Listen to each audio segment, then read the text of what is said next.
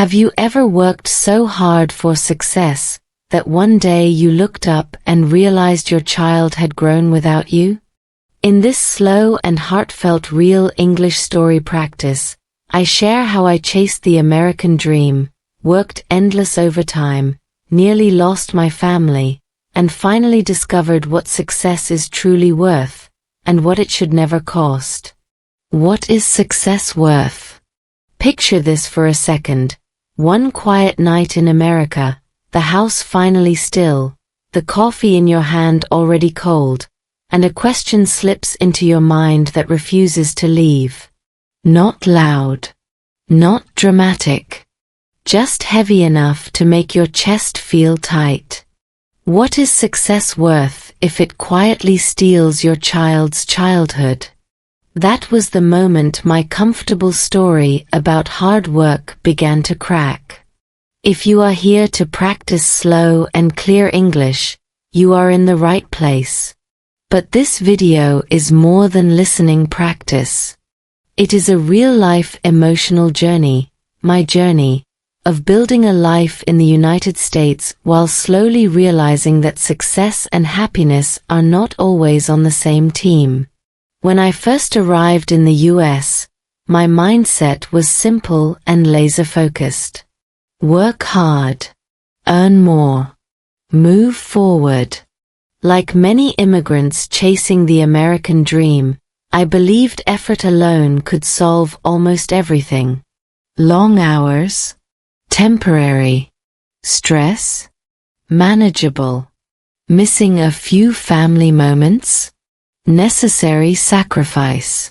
At least, that is what I told myself.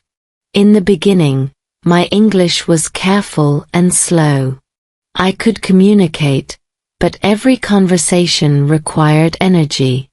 If you are learning English right now, you probably know this feeling very well. Your brain is constantly translating, checking grammar, searching for the right word. It is like running a small computer in the background all day. Cognitive research actually supports this experience. Studies show that using a second language increases cognitive load. In simple terms, your brain burns more energy doing basic communication. So even before overtime entered my life, my mental battery was already draining faster than I realized. Then came the real American rhythm, deadlines, performance goals, and the quiet cultural admiration for people who are always busy. In the US, productivity is almost a personality trait. When someone says, "I've been working crazy hours," it often sounds like a badge of honor. And I wore that badge proudly. Overtime started innocently. One extra shift here. One late project there. Each time I stayed longer at work, I repeated the same comforting sentence in my head. I'm doing this for my family. On paper, that logic made perfect sense. Higher income meant more security, more stability, better opportunities for my child growing up in America.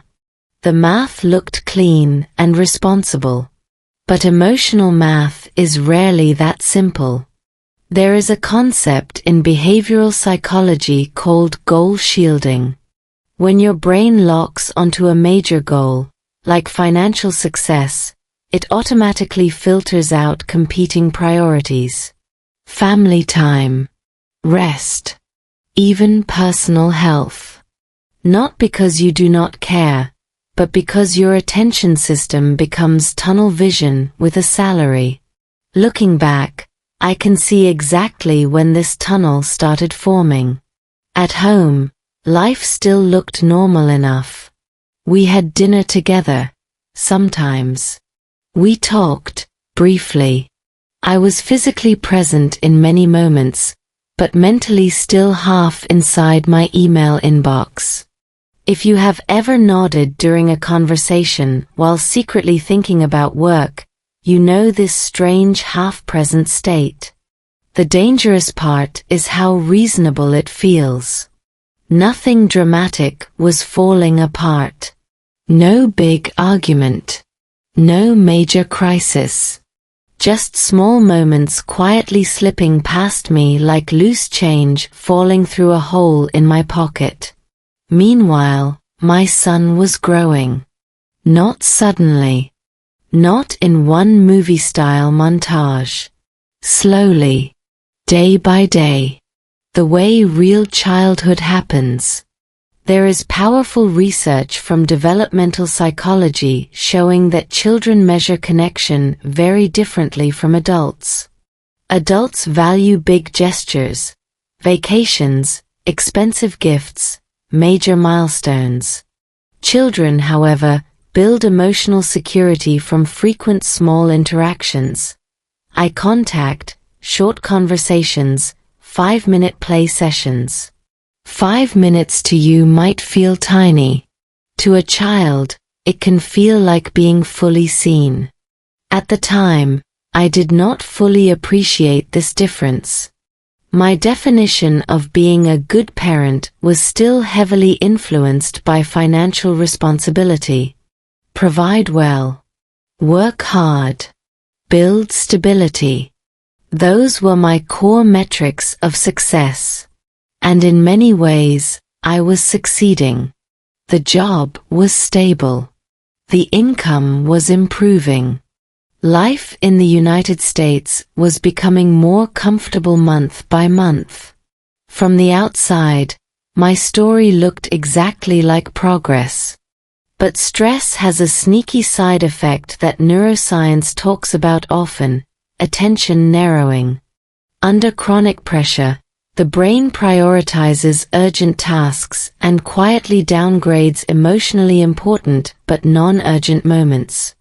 Translation? Work deadlines scream. Childhood whispers. Guess which one usually wins?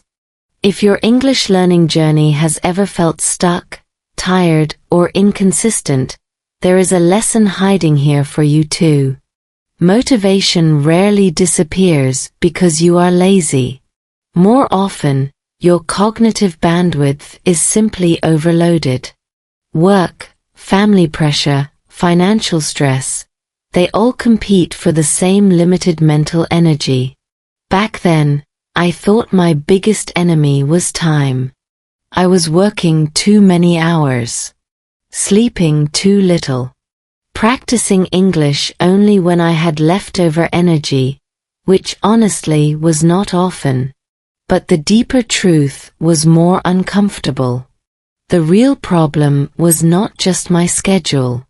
It was my awareness. Because while I was busy optimizing productivity and chasing a safer future in America, something quiet was shifting inside my home. Something subtle enough to ignore. Until one ordinary evening made it impossible to look away. From the outside, everything still looked like success. Inside the living room, however, a simple moment was about to ask me a question that no performance review ever could. What is success worth? The American dream and real pressure.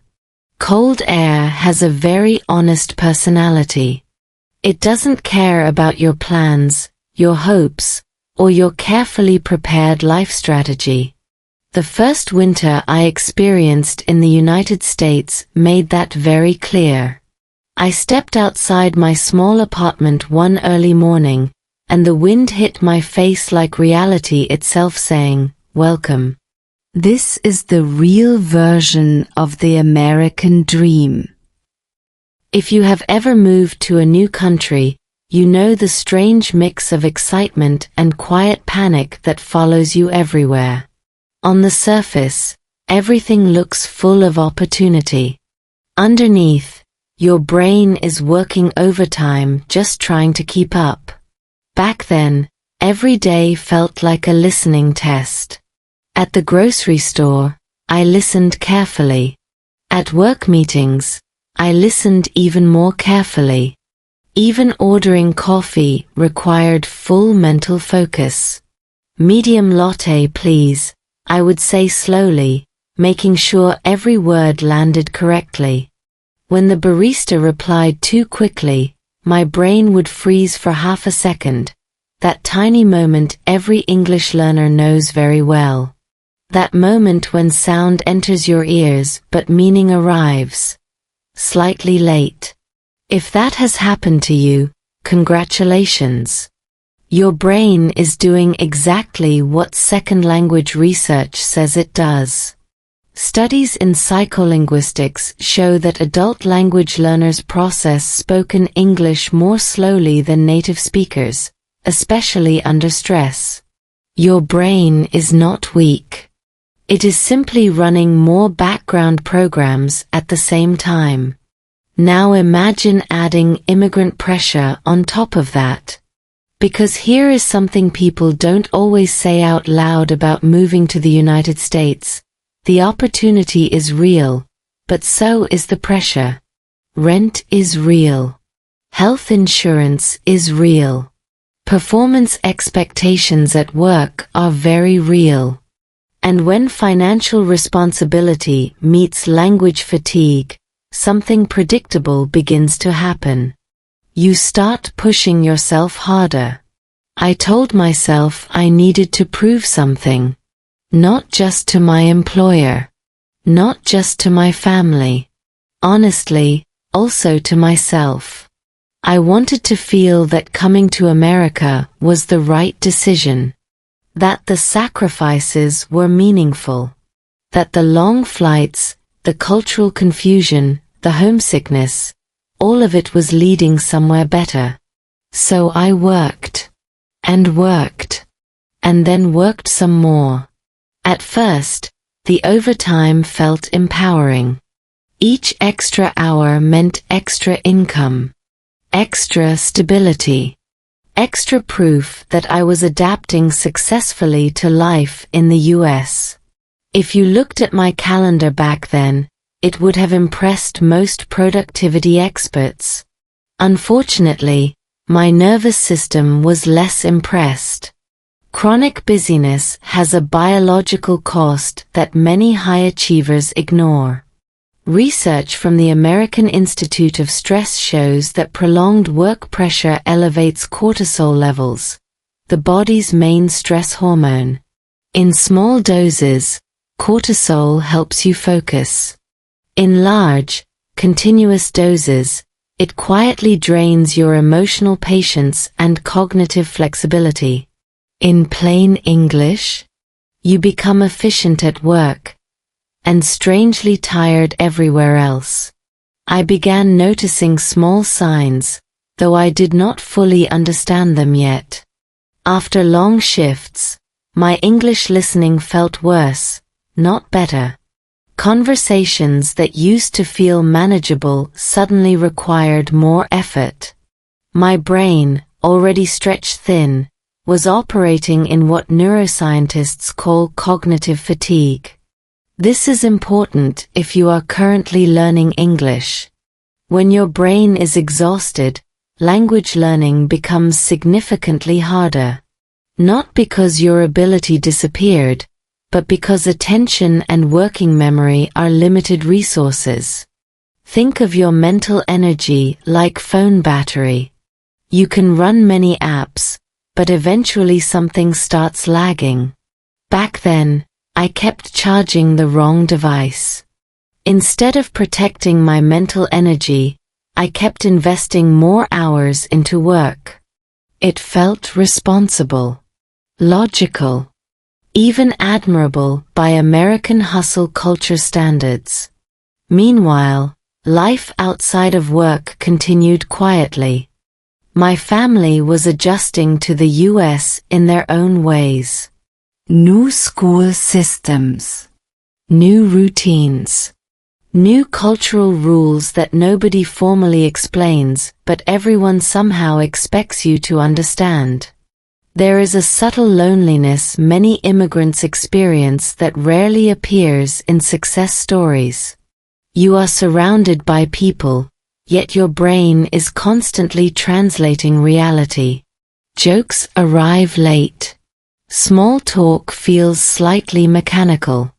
Even friendly conversations require more effort than they used to back home. Over time, this creates what psychologists call social fatigue. And here is where the trap tightens.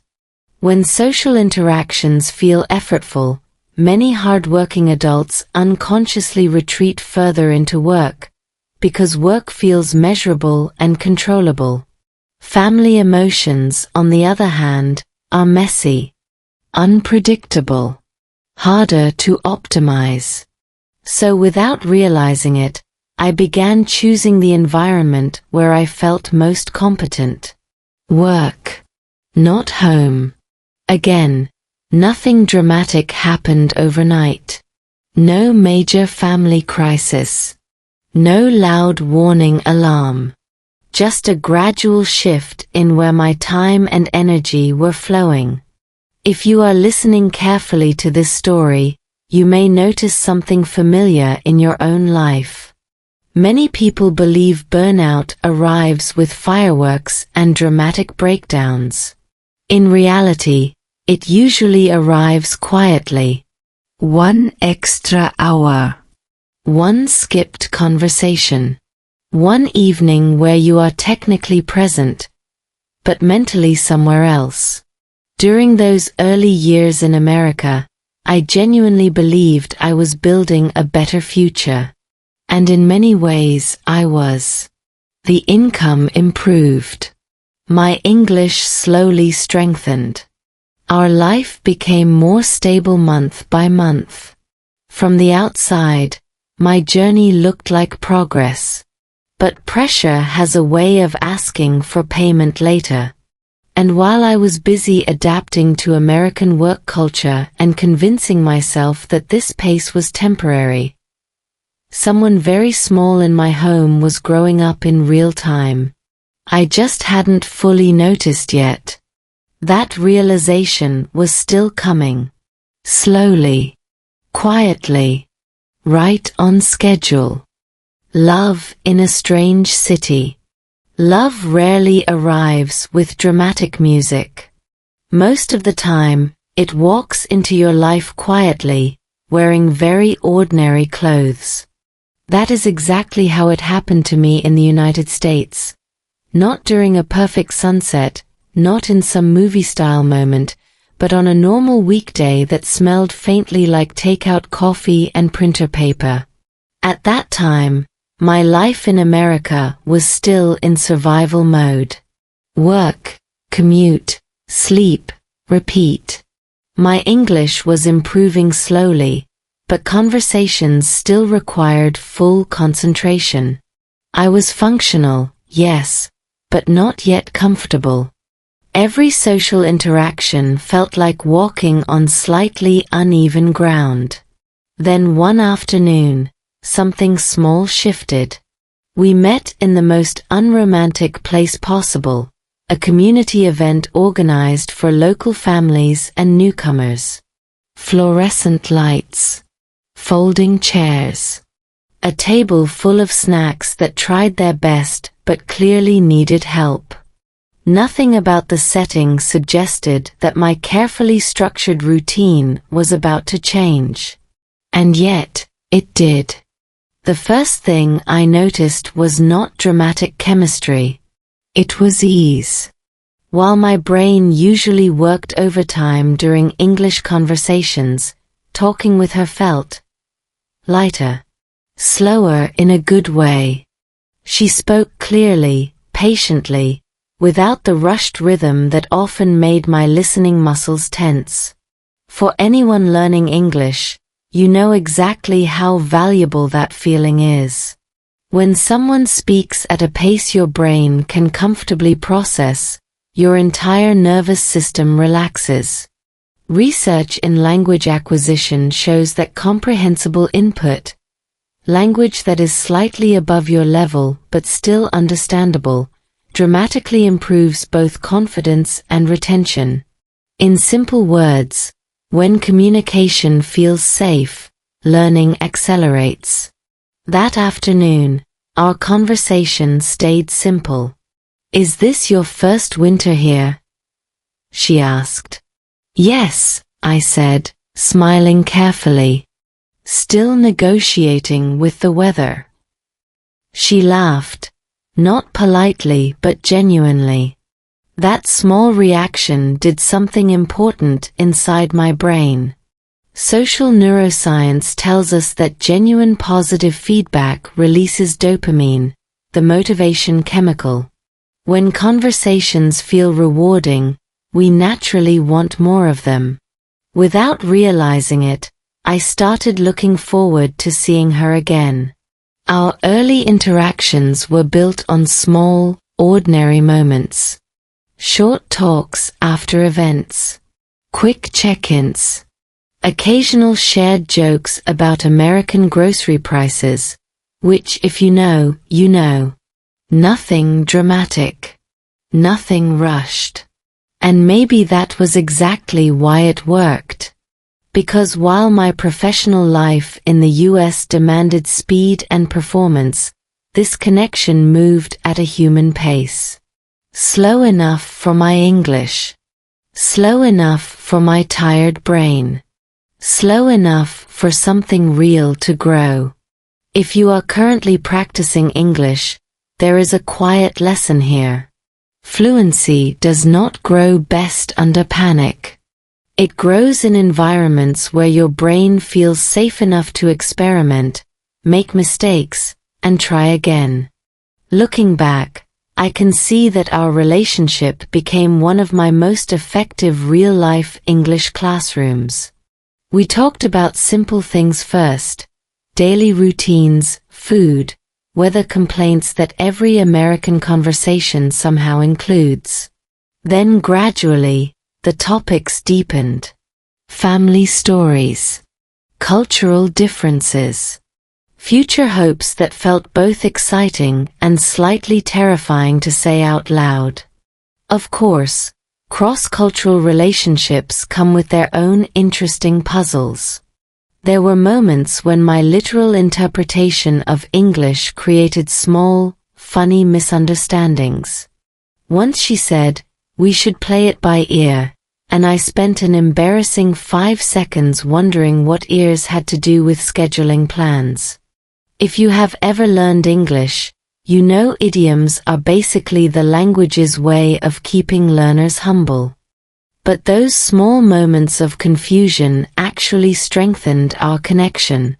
Instead of feeling embarrassed, I started asking more questions. She explained phrases slowly. I repeated them. Sometimes we both laughed at my very serious attempts to pronounce certain words correctly. This is something many adult learners underestimate. Emotion improves memory. Studies in educational psychology consistently show that information tied to positive emotional experiences is remembered longer and retrieved faster. Every warm conversation, every shared laugh, every patient correction, all of it was quietly rewiring my language confidence. Meanwhile, life outside this growing connection remained busy. My workload in the United States was still increasing. Overtime was slowly becoming part of my weekly routine. But at this stage, I still believed I could balance everything. Work hard. Build love. Create stability. Very clean plan. Reality, as usual, was preparing its own version. As months passed, our relationship deepened into something neither of us rushed to label too quickly. In America, I notice people often move fast. Fast careers, fast schedules, sometimes fast relationships. But ours developed in a quieter lane. Eventually, our conversations were no longer just practice. They were comfort. And then, one evening after a long but peaceful walk, she looked at me and said something simple that landed with surprising weight. "You know," she said softly, "you don't have to work so hard all the time to be enough." At the time, I smiled. I nodded. I thanked her. But deep inside, a very stubborn part of my brain was still whispering the same old immigrant survival script. Work more. Earn more. Prove more. Love was growing in my life. Family was beginning to take shape. But my relationship with work? That part of the story was only getting started.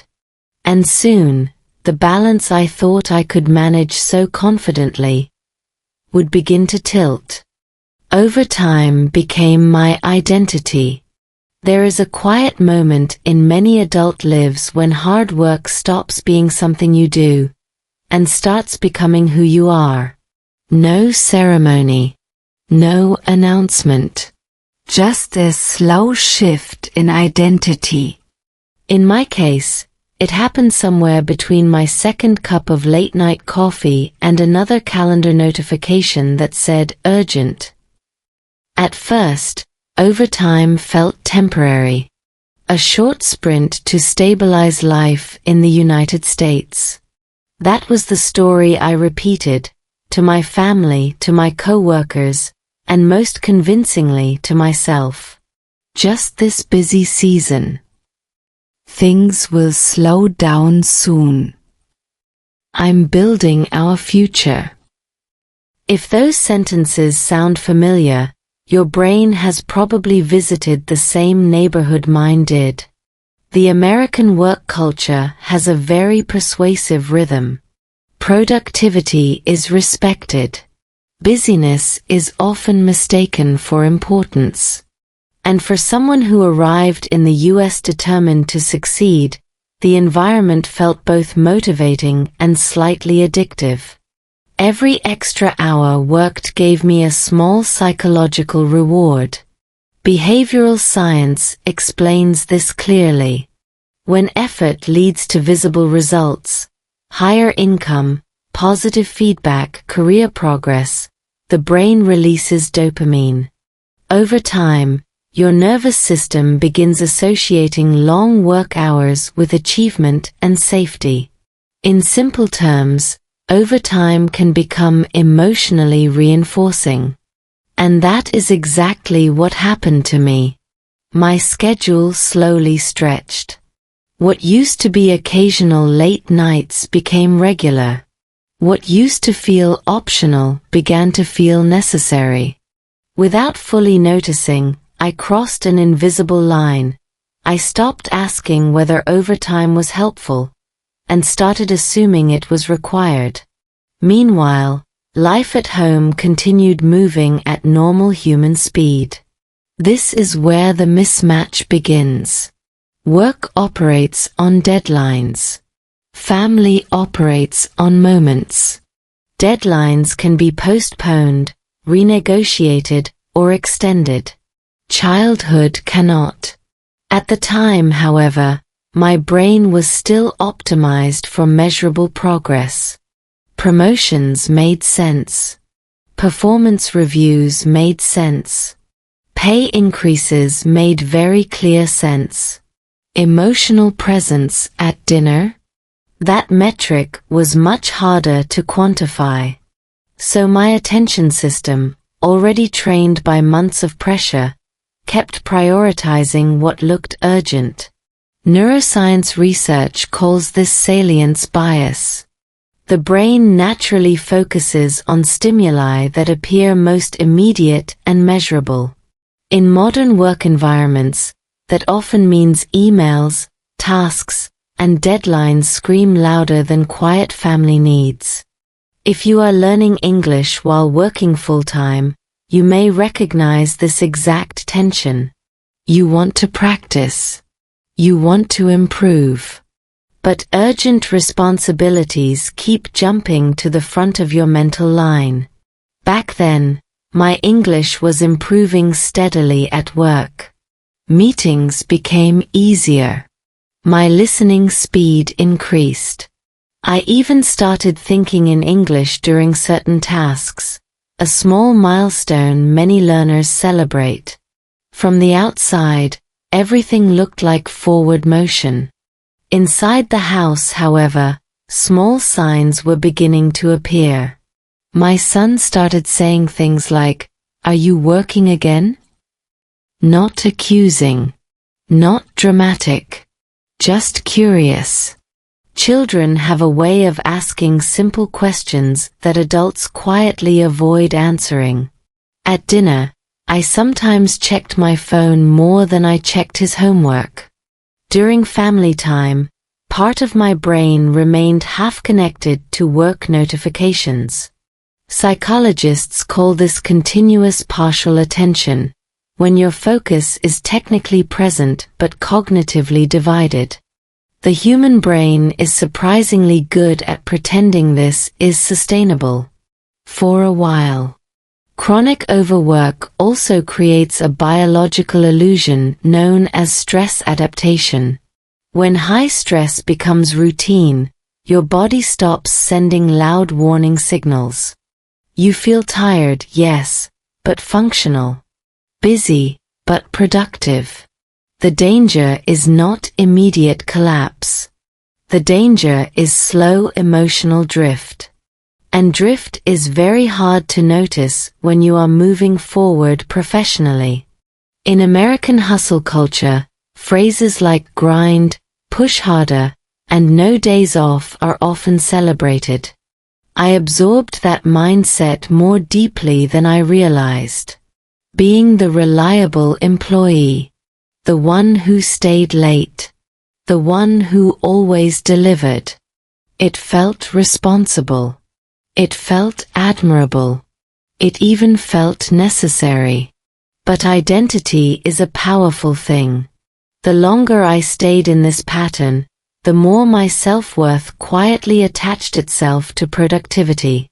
If I worked hard, I felt valuable. If I rested too much, a small voice in my head started whispering uncomfortable questions. You might know that voice. The one that says, "You should be doing more. Don't slow down. Other people are working harder." For immigrants and high achievers especially, this internal pressure can become extremely persistent. Studies from occupational psychology show that individuals in high-responsibility roles often experience internalized performance identity, where self-esteem becomes tightly linked to output. In plain English, work stops being just work. It becomes proof of your worth. And once that wiring is in place, reducing overtime feels emotionally risky, even when your body and family quietly need it. Looking back now, I can see the pattern clearly. My career in the United States was gaining momentum. My English communication at work was improving. Financial stability was slowly strengthening. All positive outcomes. But something equally important was beginning to thin out at home. Not disappear. Not collapse. Just stretch. Like a rubber band being pulled a little tighter each month. The scary part about stretched connections is that they still function, right up until the moment they don't. At the time, I believed I was still in control of the balance. I believed I could adjust any time. I believed success and presence could keep growing side by side without conflict. But life has a very honest way of testing confident assumptions. And soon, a few small moments at home would begin revealing something I had been too busy to fully see. Overtime was no longer just part of my schedule. It was quietly becoming my identity.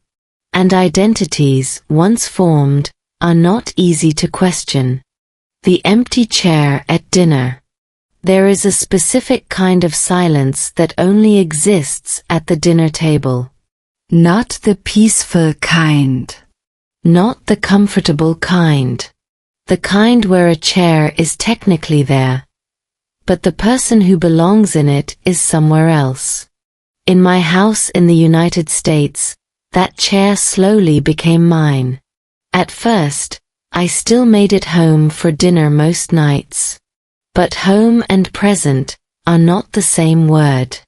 I would sit down, loosen my tie, smile at my family, and then place my phone next to my plate like an uninvited guest. Just in case. Just in case a client emailed. Just in case my manager needed something. Just in case another opportunity to prove myself appeared. If you have ever done this, you understand the logic.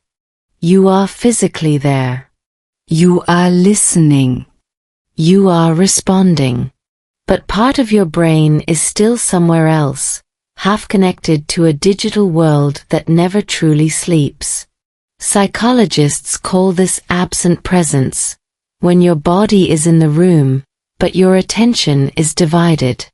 And attention, not proximity, is what builds connection. Children notice this immediately. Adults pretend not to. My son would start telling a story about school. Something small. Something simple. Maybe about a drawing he made or a classmate who said something funny.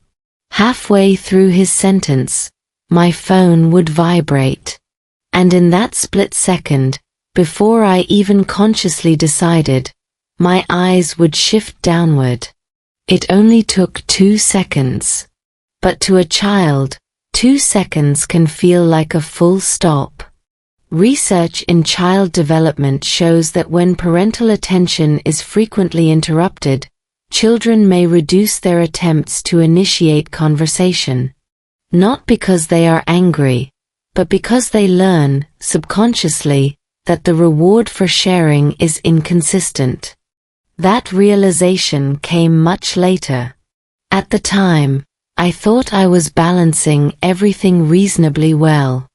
Work was still demanding. Overtime had become routine.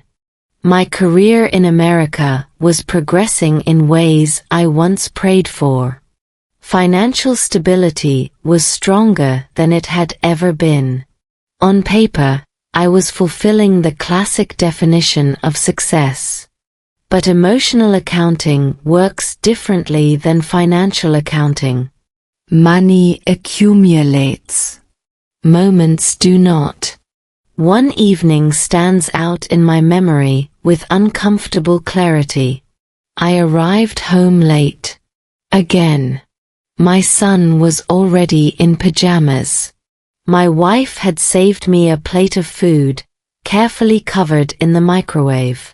The house was quiet in that familiar, slightly tired way families feel at the end of long days. I sat down alone at the table. Across from me was the chair where my son usually sat. It was empty.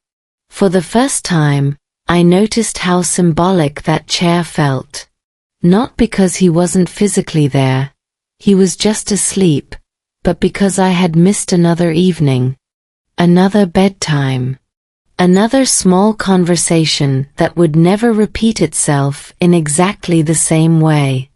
There is a psychological concept called cumulative microloss.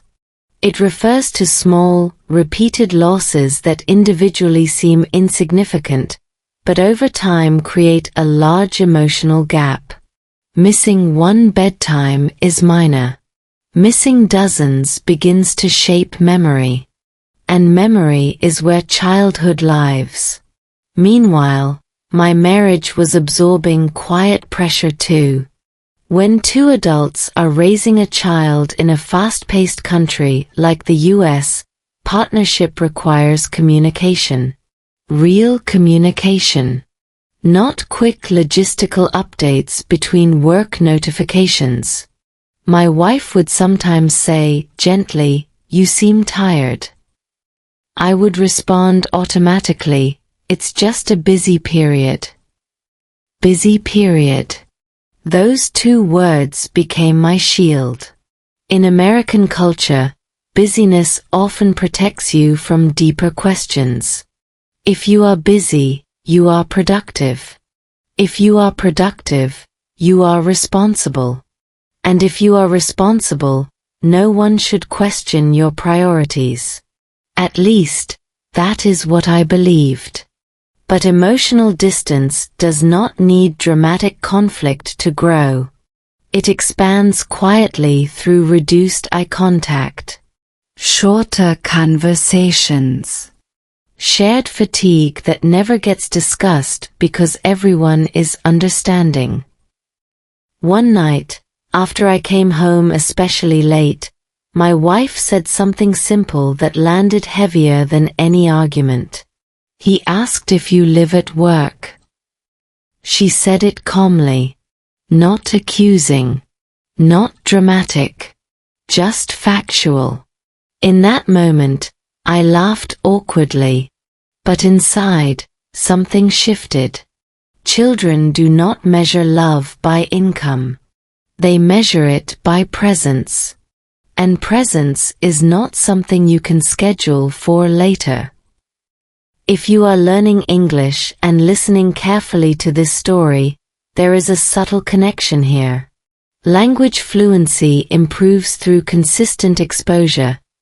Small daily practice, repeated attention, regular engagement. Relationships work the same way. You cannot ignore English for months and expect fluency to magically appear. You cannot ignore connection for months and expect intimacy to remain unchanged. Both require steady presence. At this stage of my life in the United States, I was still convincing myself that everything was under control. My career was thriving. My English confidence at work was solid. Our lifestyle was stable. But stability without connection feels strangely hollow. The empty chair at dinner became a symbol I could no longer completely ignore. It was not dramatic. It was not loud. It was just there, waiting. And somewhere deep down, I began to sense that if I did not question my definition of success soon, the cost might be higher than any overtime paycheck could justify. We stayed for the kids. There is a question many couples never say out loud, especially when life looks stable from the outside. It usually appears late at night, somewhere between exhaustion and honesty. Not dramatic. Not shouted. Just quietly uncomfortable. Are we still together because of love? Or because it feels safer than change? That question began floating into my mind more often than I wanted to admit. From the outside, our life in the United States still looked solid. We both worked hard. Our home was calm. There were no explosive arguments, no obvious crisis. If someone had taken a quick snapshot of our family, it would have looked perfectly functional. But emotional reality rarely fits inside snapshots. Inside the house, something subtle was shifting. Conversations between my wife and me had become more logistical than personal. We talked efficiently about schedules, bills, school updates, the operational side of family life. But the slower, warmer conversations, those had quietly become less frequent. Psychologists sometimes refer to this stage as functional coexistence. Two people are cooperating well enough to maintain the household, but emotional intimacy begins to thin out. It is not dramatic distance. It is gradual quiet. And gradual quiet is dangerous because it feels manageable. At the time, I still believed my overtime schedule was temporary. I still believed that once work stabilized, everything at home would naturally rebalance. This is a very common cognitive bias called future discounting. the tendency to assume future conditions will automatically fix present strain. In simple English, things will get better later. The human brain loves this story. Reality is less cooperative. One evening, after another long workday, my wife and I sat in the living room after our son had gone to sleep. The TV was on, but neither of us was really watching. That quiet, slightly heavy silence filled the room again, the kind that used to be comfortable but now felt different.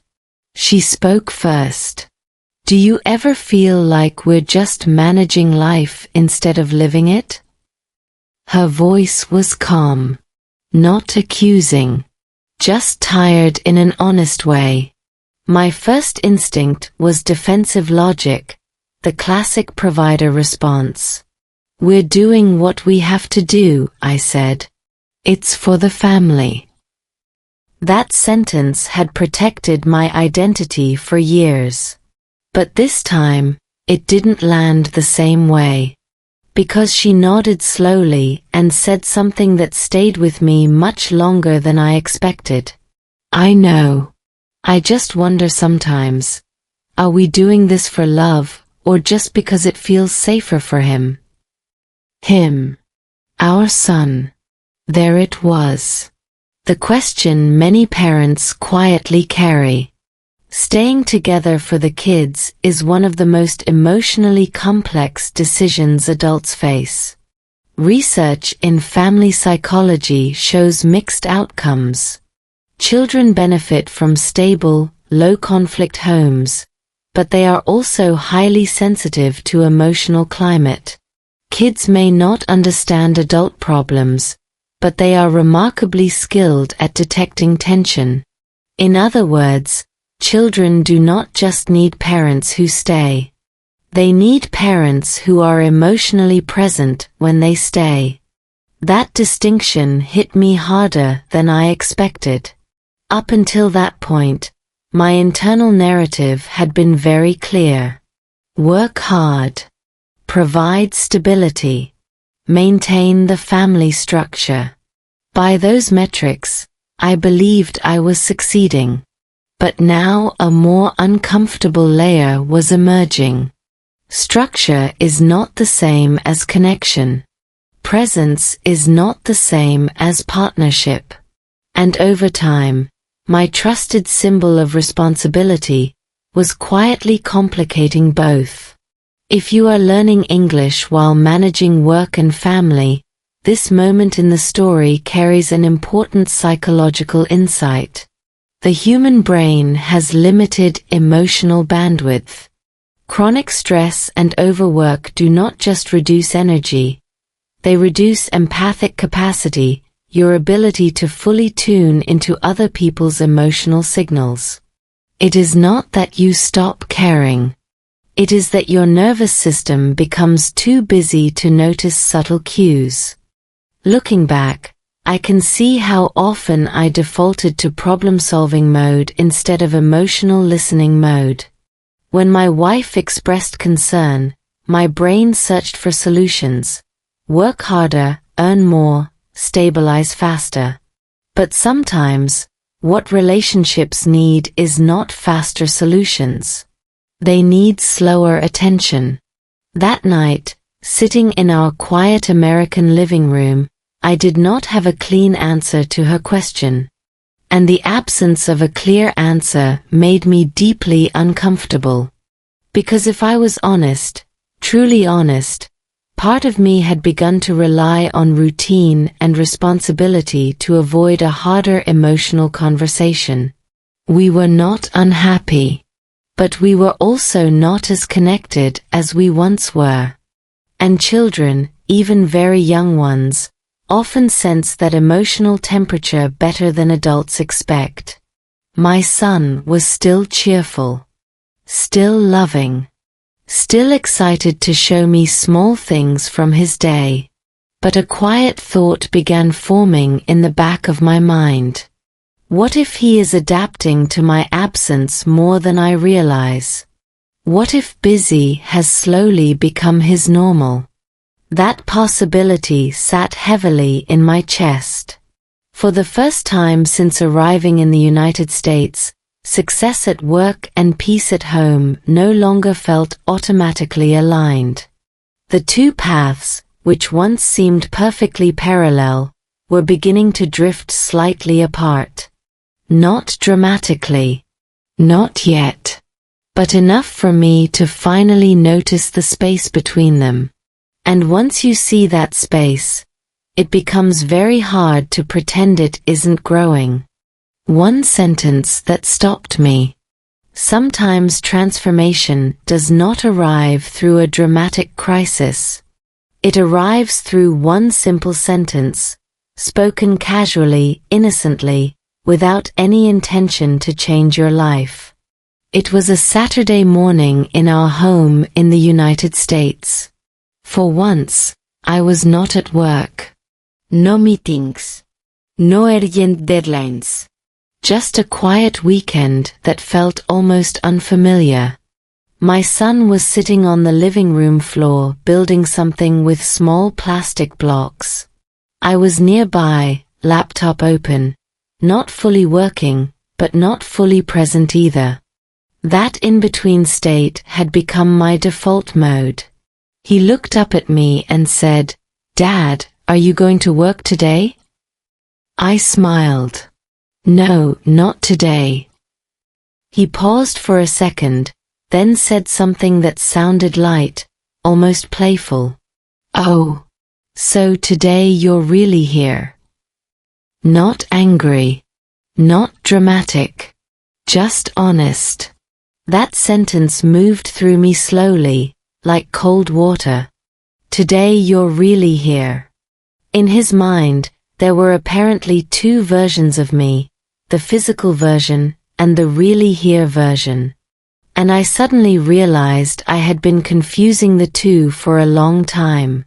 Developmental psychology explains something important about children. They build emotional security through consistent patterns. When a parent's attention is unpredictable, sometimes fully engaged, sometimes distracted, children adapt. They lower expectations to protect themselves from disappointment. He wasn't accusing me. He was adjusting to me. That realization hurt in a quiet, precise way. In neuroscience, there is a concept called mirror neurons, brain cells that help us reflect and understand other people's emotional states. Children's mirror systems are highly sensitive. They constantly scan facial expressions, tone of voice, microreactions. Even when I believed I was hiding my stress well, my son had probably been reading it all along. That Saturday, instead of giving a quick response and returning to my laptop, I closed it. Fully. The click of the screen shutting felt symbolic. "Tell me about what you're building," I said. He explained his project in great detail. Every small piece mattered. Every structure had a purpose. As he spoke, I noticed something uncomfortable. I had missed many of these explanations before. Not because he stopped sharing, but because I had been listening with half attention. Research from Harvard Center on the Developing Child emphasizes that serve and return interactions. When a child shares something and a caregiver responds with full engagement, are critical for emotional development. That morning, I saw clearly how often my return had been delayed. The psychological weight of that realization stayed with me all day. Later in the afternoon, we went to a nearby park. Nothing special. Just a normal American neighborhood park with slightly uneven grass and parents sitting on benches scrolling their phones. I almost joined them. Almost. Instead, I followed my son toward the playground. As he ran ahead, I noticed how tall he looked. Not dramatically older, just subtly different from the version of him in my memory.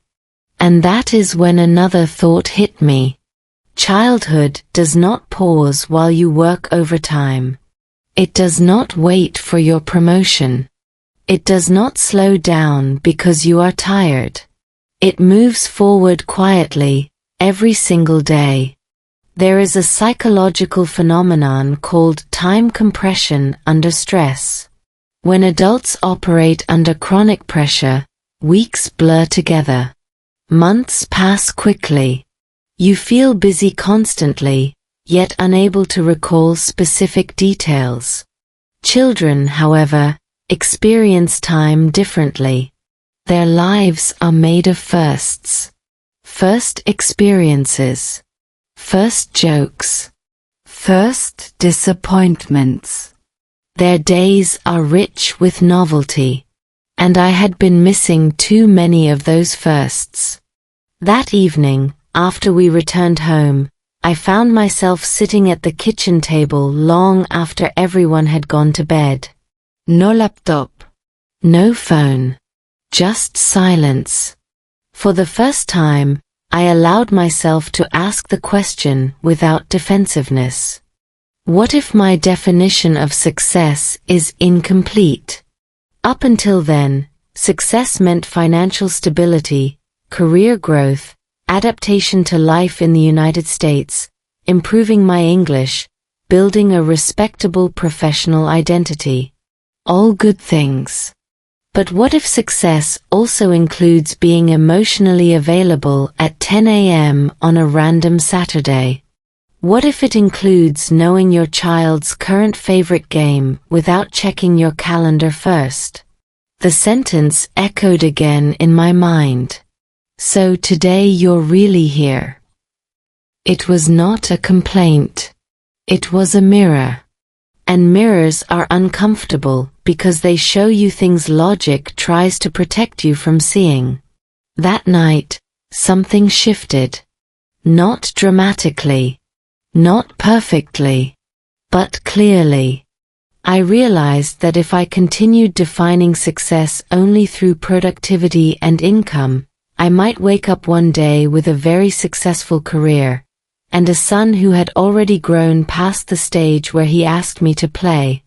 And childhood, unlike overtime opportunities, does not offer extensions. That single sentence did not fix my life instantly. But it did something more important. It made denial impossible. Learning to slow down again. Change rarely begins with a grand announcement. Most of the time, it starts with something almost invisible, a small decision that feels too simple to matter. After that Saturday with my son, I did not quit my job. I did not dramatically reorganize my entire life overnight. I did something much quieter. I decided to slow down on purpose. At first, this felt strangely uncomfortable. If you have lived in the United States long enough, you know the cultural current always pushes towards speed. Faster replies. Faster results. Faster progress. Slowing down can feel almost irresponsible, like you are stepping out of the race everyone else is still running. But neuroscience offers a different perspective. When the human nervous system operates under chronic stress, the brain's prefrontal cortex, the part responsible for focus, empathy, and language processing, becomes less efficient. In simple terms, the more overloaded you are, the worse you listen, the worse you communicate, and the less emotionally present you become. I was living proof of that. So instead of making dramatic promises, I started with one small experiment. 10 fully present minutes. Every evening. No phone. No laptop. No multitasking. Just 10 minutes of undivided attention with my son. If that sounds almost too simple, that is exactly why it works. Behavioral psychology consistently shows that microhabits, very small, repeatable actions, are far more sustainable than big emotional resolutions. The brain resists sudden change, but it tolerates small adjustments surprisingly well. The first evening felt awkward. Not because anything was wrong, but because my nervous system was still trained for urgency. Sitting on the floor building blocks at a slow pace felt unfamiliar. My attention kept trying to drift back toward work mode. This is completely normal. Research on attention restoration shows that it can take several days, sometimes weeks, for the brain to fully recalibrate after long periods of high cognitive load. In other words, if slowing down feels unnatural at first, your brain is not broken. It is simply detoxing from constant stimulation. My son, however, adapted immediately. Children are remarkably efficient at accepting presence when it is genuine. There was no lecture, no emotional speech, just simple engagement. Watch this, Dad. Look what I made. Can you help me here? And something interesting began happening, not just emotionally, but linguistically. Because during those 10-minute sessions, I naturally started speaking more slowly and clearly. Not on purpose. Just because the environment was calmer. My sentences became simpler. My listening became sharper. I noticed details in his speech patterns that I had previously missed. Without planning it, our evening time quietly became a form of real-life English listening and speaking practice. This is an important insight for anyone trying to improve English in a busy life. Language fluency does not only grow during formal study. It also strengthens through low-stress, meaningful interaction. When your nervous system is calm, your brain processes language more efficiently. Vocabulary retrieval improves. Listening accuracy increases. Emotional tone becomes easier to interpret. In short, relaxed brains learn better. Encouraged by this small success, I made another adjustment. Family dinner became phone-free. Not perfectly at first. My hand still twitched toward my pocket sometimes. Old habits are persistent. But gradually, the urge weakened. Instead of scanning notifications, I started noticing conversations again. My wife noticed too. One evening she smiled slightly and said, "You seem slower lately." I laughed. I think that's a good thing. And it was. Because something subtle was happening inside our home. The emotional temperature was shifting. Not dramatically. Not magically. But measurably. Psychologists call this emotional attunement recovery, when consistent small changes rebuild connection over time. Relationships rarely heal through one big gesture. They heal through repeated, predictable presence. Of course, work did not suddenly become easy. My responsibilities in the United States were still very real. Overtime still appeared on my schedule. Deadlines still demanded attention. The difference was intentional boundaries. I began asking one simple question before accepting extra hours. Is this truly necessary? Or just familiar? That question alone changed more decisions than I expected. If you are currently balancing English learning, work pressure, and family life, here is something important to remember. Your brain does not need perfection to improve. It needs consistency in the right direction.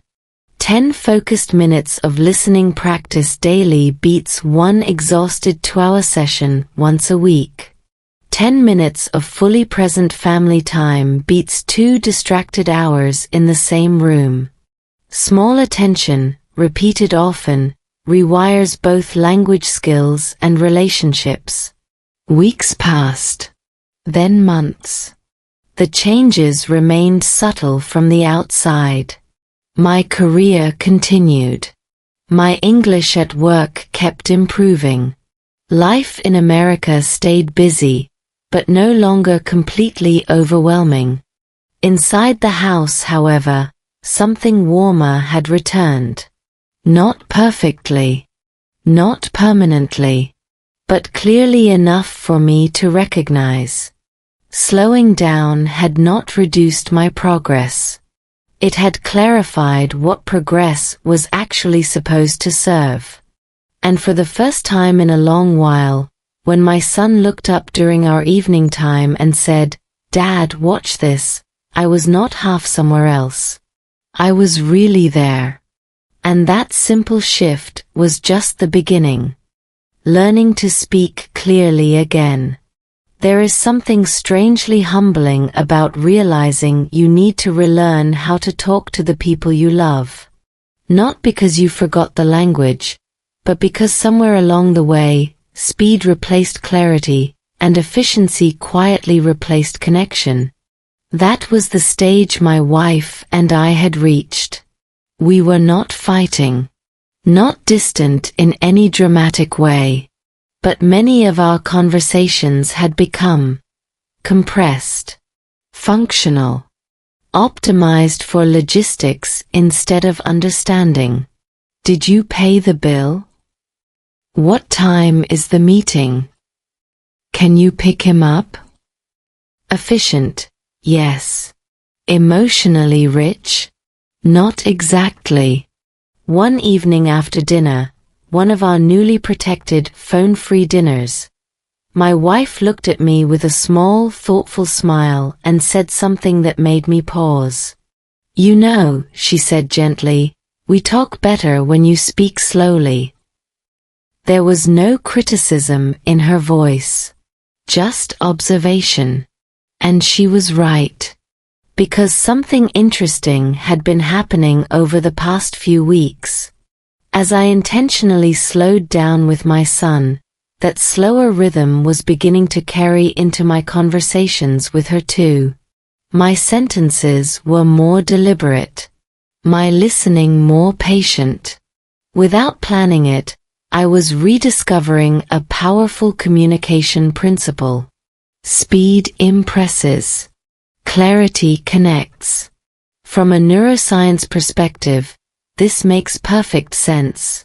When people speak quickly under stress, the listener's brain must work harder to decode meaning. Cognitive load increases. Emotional nuance decreases. Misunderstandings become more likely. In contrast, slower speech allows the brain to process tone, context, and intent more accurately. This is why slow English listening practice is so effective for learners, and why slow communication is so effective in relationships. That night, instead of rushing through our usual evening routine, we tried something simple. We talked. Slowly. At first, it felt almost artificial. Like we were both slightly aware of the experiment. But within minutes, the conversation began to flow more naturally. Topics that used to get skipped suddenly had space to breathe. We talked about work stress. We talked about parenting fatigue. We even talked about the early days when we first met in the United States, back when my English was more hesitant but my attention was strangely more focused.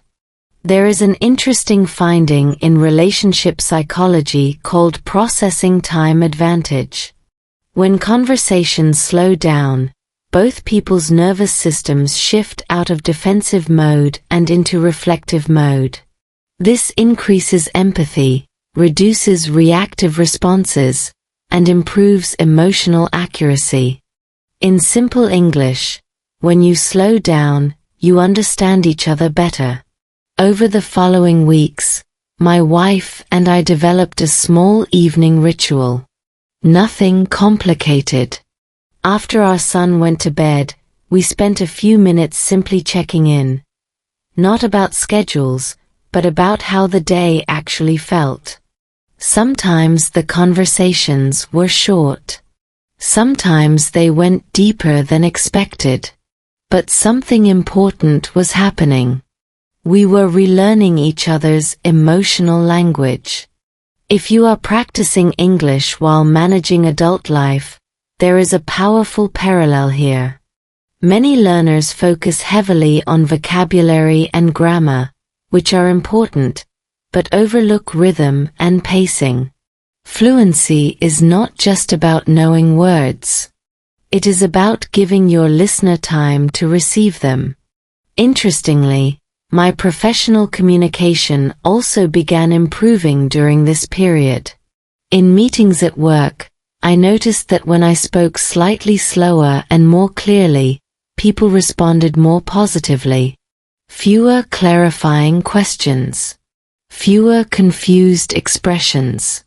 Research in business communication supports this effect. Speakers who maintain moderate pacing and clear pauses are perceived as more confident and trustworthy than those who speak rapidly under pressure. In other words, slowing down was not hurting my professional image. It was strengthening it. Meanwhile, at home, the emotional atmosphere continued warming in small but meaningful ways. My son became more talkative during our evening time. My wife's tone grew lighter. Even ordinary moments, washing dishes, folding laundry, felt less rushed. Nothing dramatic had changed. And yet, everything felt slightly different. One night, during our evening check-in, my wife said something that stayed with me. "It feels like you're more here now." That sentence echoed the one my son had spoken weeks earlier. "You're really here. You're more here now." Different voices. Same message. Presence is noticeable. And presence, once restored, has a quiet ripple effect through the entire family system. Of course, life in the United States did not suddenly become slow and peaceful. Work still demanded focus. Responsibilities still existed. There were still busy weeks and tired evenings. But the difference now was awareness. I was no longer operating on automatic overtime mode. I was choosing, moment by moment, where my attention went. And attention, I was learning, is one of the most valuable currencies we have. More limited than time, more revealing than words. As our conversations at home grew clearer and calmer, a new question began forming in my mind. If success no longer meant just working harder, then what exactly was it supposed to mean now? That answer was coming. And it would change the way I measured everything. Redefining success. For most of my adult life, success had a very clear definition. It was measurable. Trekkable. Impressive on paper. A better job title. A higher salary. A stable life in the United States. Clear progress in my English communication at work. These were the milestones I respected, chased, and quietly used to evaluate my worth. But after months of slowing down at home, of rebuilding presence with my son and restoring communication with my wife, something uncomfortable became obvious. My old definition of success was incomplete.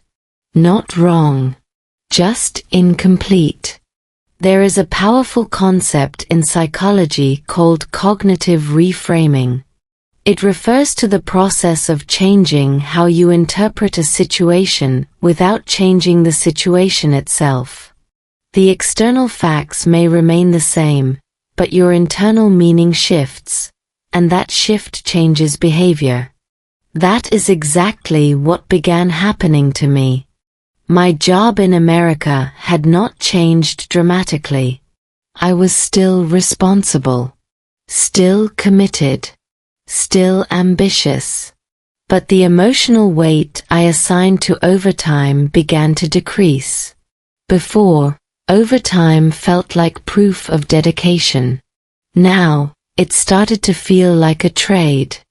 And every trade requires evaluation. One afternoon at work, I was offered the opportunity to take on an additional project. It came with visibility, potential recognition, and of course, longer hours. The old version of me would have accepted immediately. No hesitation. This time, I paused.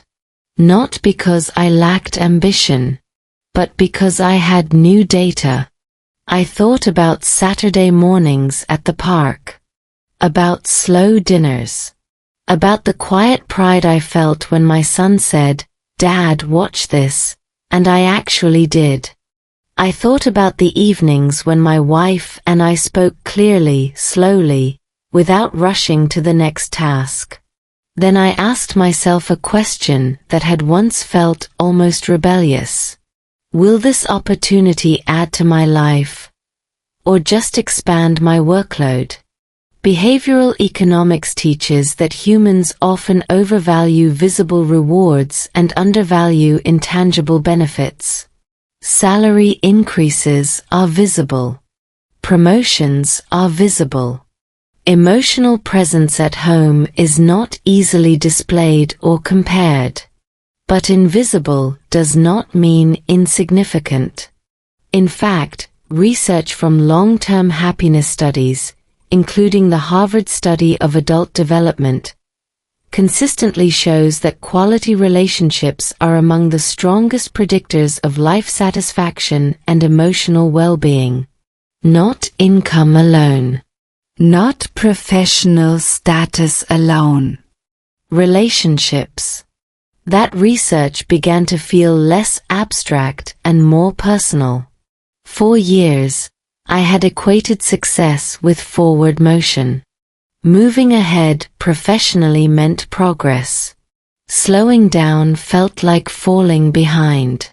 But now I was beginning to understand something more nuanced. Progress without alignment creates tension. Alignment without progress creates stagnation. The goal is not to eliminate ambition. It is to align ambition with what truly matters. So I made a different decision that afternoon. I declined the extra project. Politely. Professionally. Confidently. And here is the surprising part. Nothing catastrophic happened.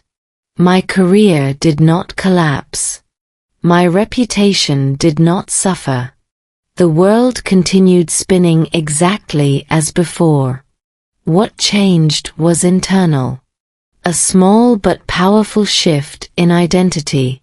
For the first time since arriving in the United States, I did not measure my value solely by how much I could endure or produce. I began measuring it by how intentionally I could choose.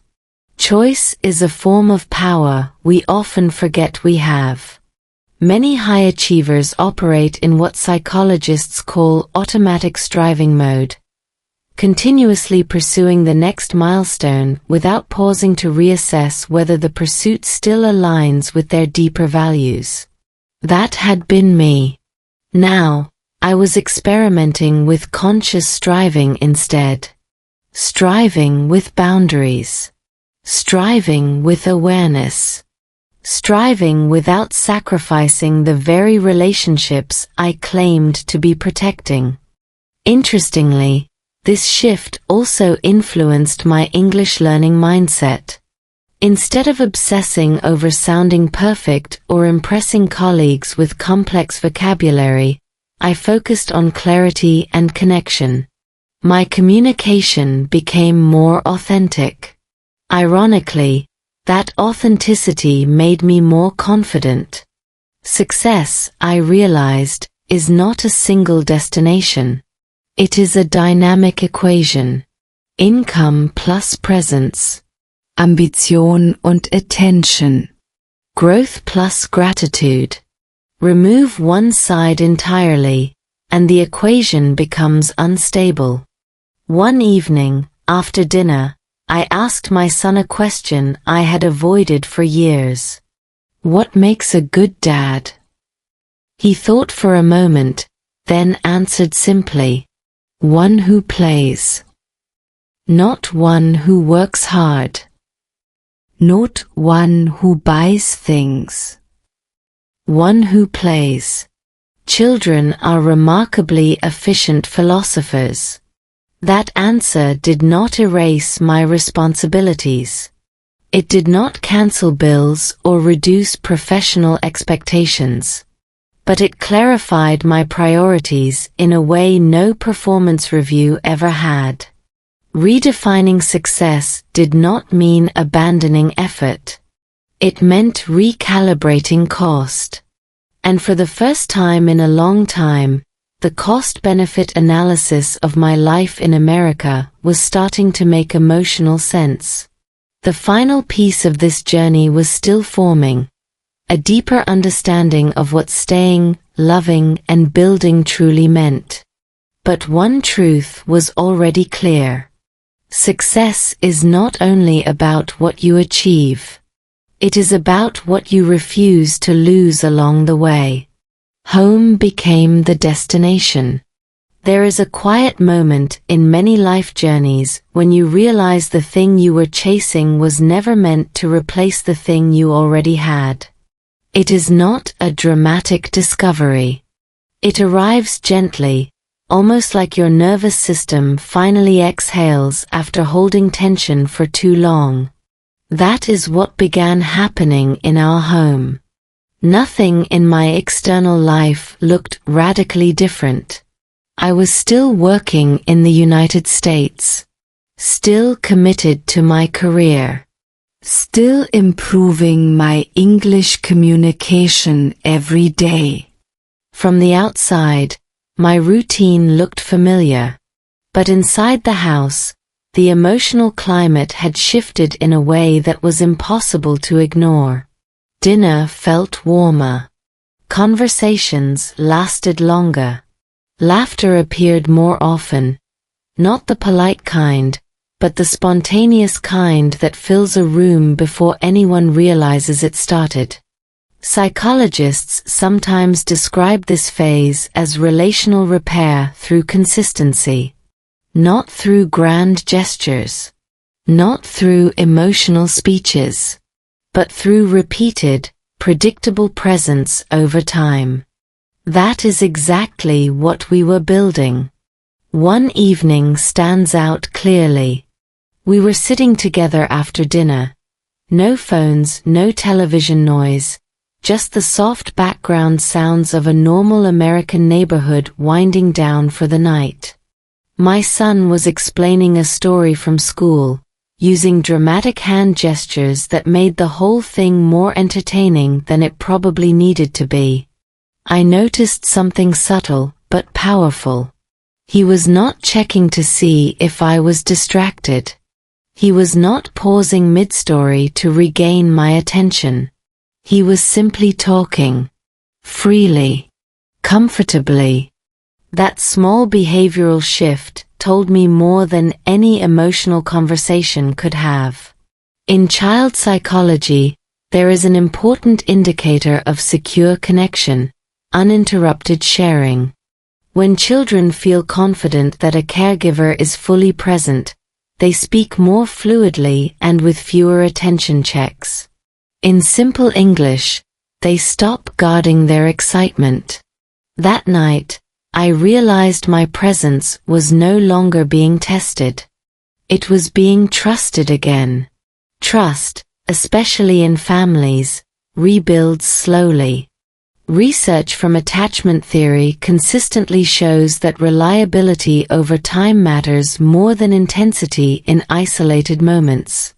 One big family vacation cannot compensate for months of emotional absence. But consistent small presence? That rewires everything. Meanwhile, my relationship with my wife was also finding a steadier rhythm. Our evening conversations had become something we both quietly protected. Not scheduled like a meeting, just naturally expected. One night she said something that made me pause. "You seem lighter lately." Not richer. Not more successful. Lighter. There is a biological reason for that perception. When chronic stress decreases, the body's baseline cortisol levels gradually lower. Sleep improves. Facial tension softens. Even vocal tone becomes warmer. The nervous system literally becomes easier to be around. In many ways, I had underestimated how much my previous pace had been shaping the emotional atmosphere of our home. Energy transfers. Stress transfers. But so does calm. If you are listening to this story while trying to balance work, English learning, and family life, there is an important takeaway here. You do not have to wait for perfect conditions to improve your relationships. You do not have to redesign your entire life in one dramatic move. Consistency beats intensity. Presence beats perfection. Small changes, repeated often, create visible emotional results. Over time, even my professional life began reflecting this internal shift. Because I was no longer operating in constant cognitive overload, my focus at work actually improved.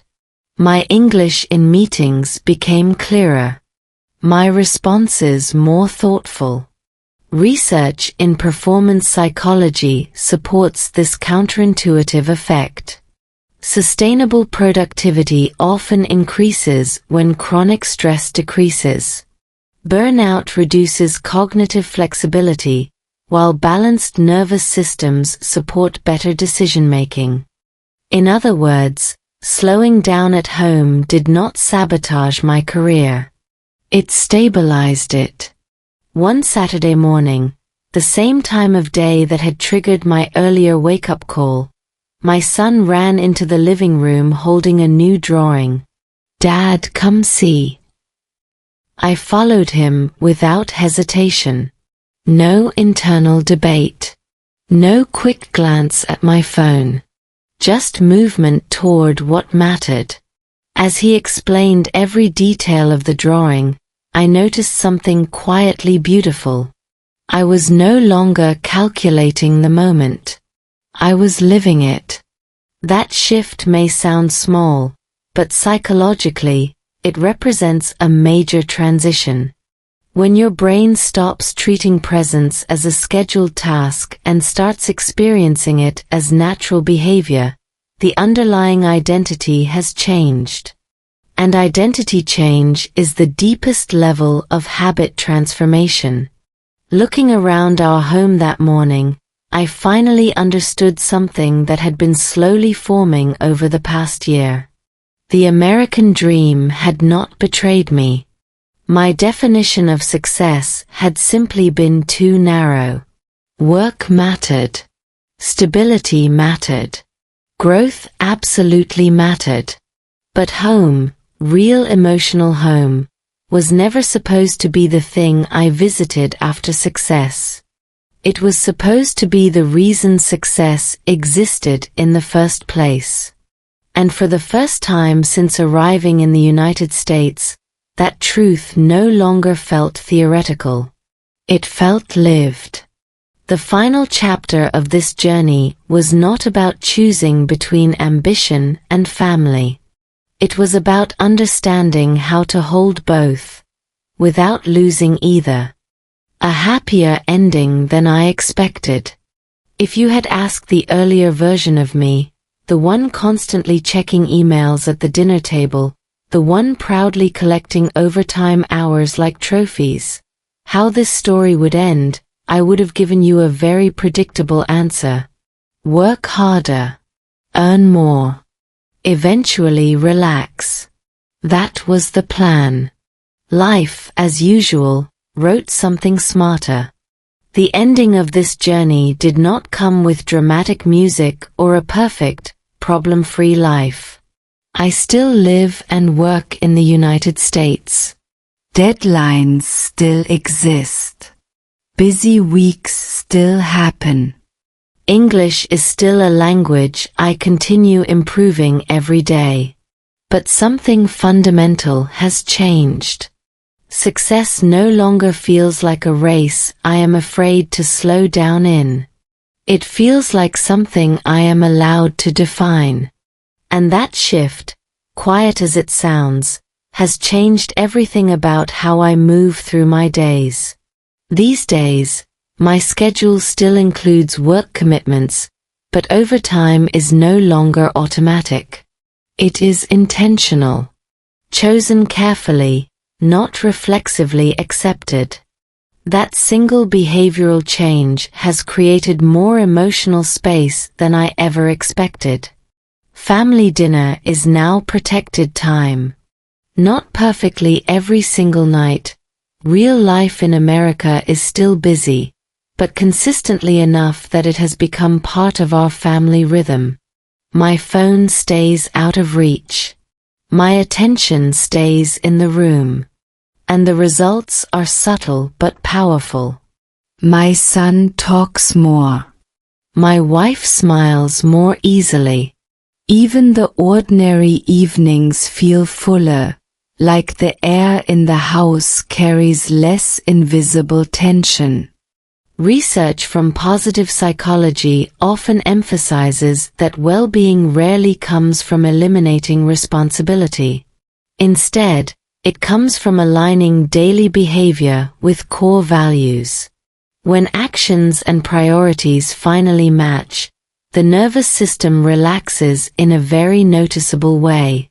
I can feel that difference now. There is more breathing room in my thoughts. More patience in my listening. More clarity in my English conversations, both at home and at work. Interestingly, slowing down did not make me less effective professionally. In fact, several colleagues have commented that I seem more focused in meetings. More deliberate. More confident. That outcome surprised me at first. But neuroscience explains why. When chronic stress decreases, working memory improves. Attention stabilizes. Emotional regulation strengthens. All of these support clearer communication, which is exactly what both language learners and professionals need. In simple terms, a calmer brain performs better.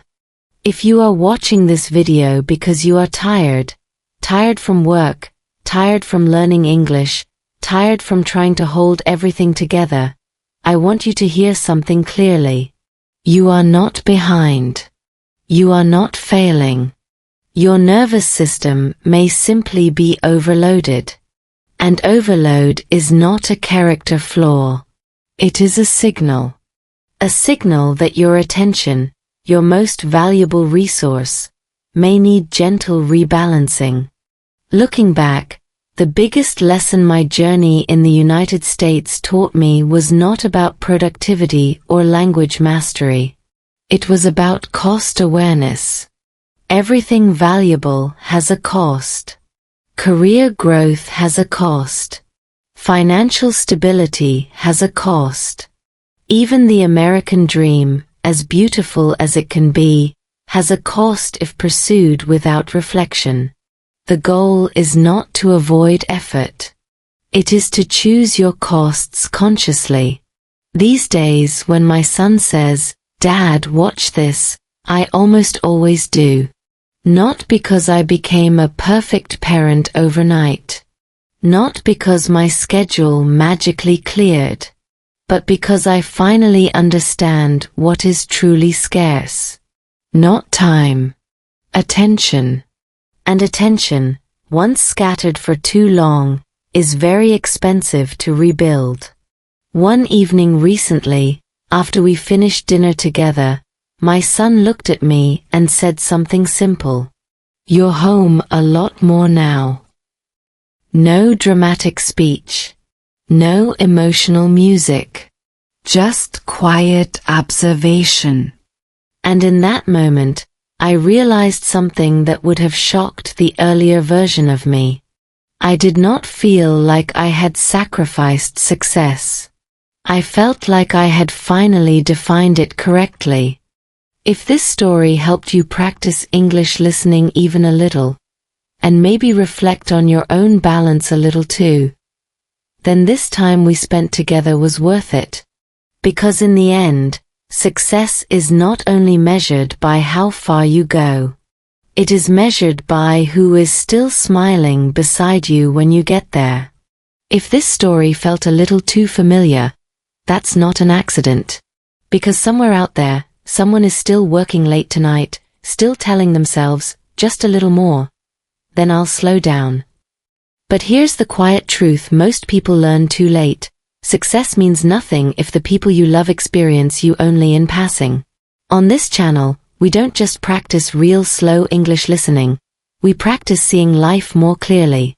If you want more real English story practice that helps your listening, your speaking, and maybe even your life perspective, subscribe now, and stay with me for the next story. Because the next one might hit even closer to home.